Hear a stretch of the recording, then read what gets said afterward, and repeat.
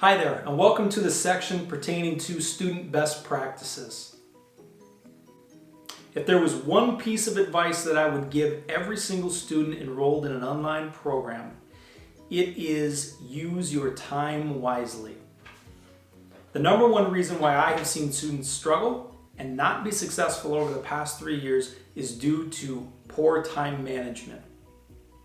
If this is your first time taking an online course, you need to understand that there are deadlines. In fact, this year, all of your courses will have weekly assignment deadlines. An online environment is fantastic for flexibility. However, you don't have as much flexibility as you might think.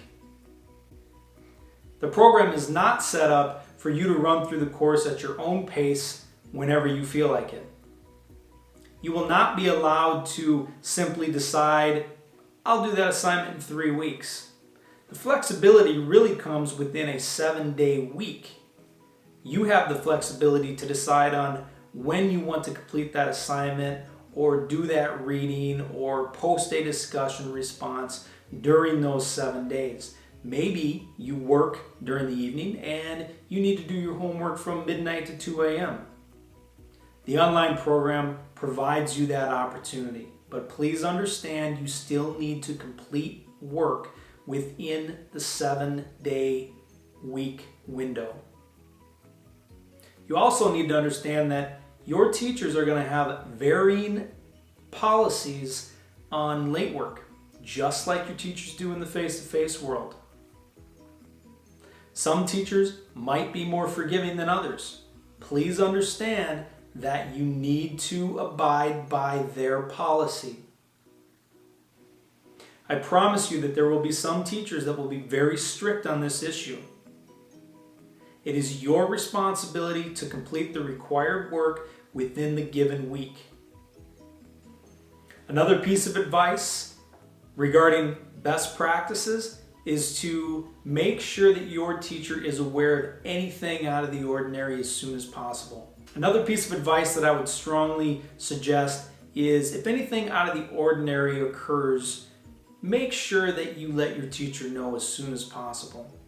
If something is happening, if you have a weird set of circumstances that impacts your ability to complete your work, your teacher needs to know that. In a face-to-face environment, it's much easier for a teacher to be aware of those special circumstances that might be happening to a student. In an online environment, your teacher may never see you face to face. It is your responsibility to communicate that important information to your teacher. In regards to completing and submitting work, the majority of the content will be delivered through Schoology. As most of you are familiar with Google Drive and the Google products, you will utilize all of these in order to complete your assignments. There's a wonderful new update within Schoology this year. The update provides Google integration within the course.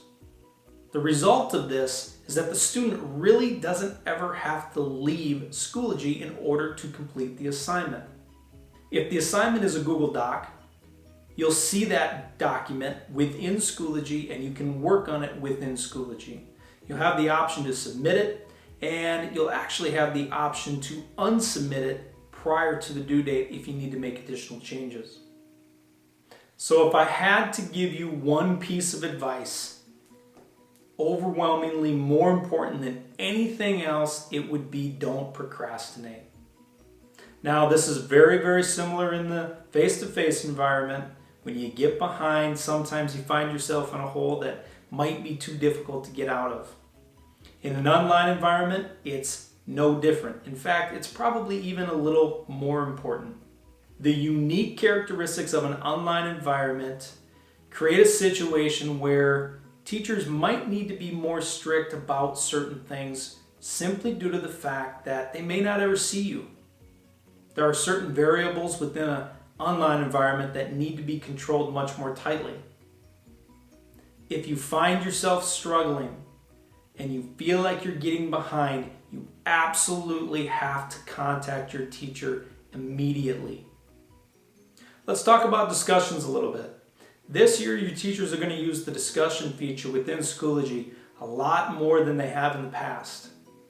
There's a couple of reasons for this. The first reason is it develops some writing skills, some critical thinking skills, which is good for any course you're taking. The second reason is if you go on to post-secondary education, online discussion forums will more than likely be something you run into. The expectations and the quality of online discussion posts at the college level are much more rigorous than at the high school level. Because of this, we want to incorporate the use of online discussions more than we have in the past as a way to help you build those skills necessary to be successful beyond high school.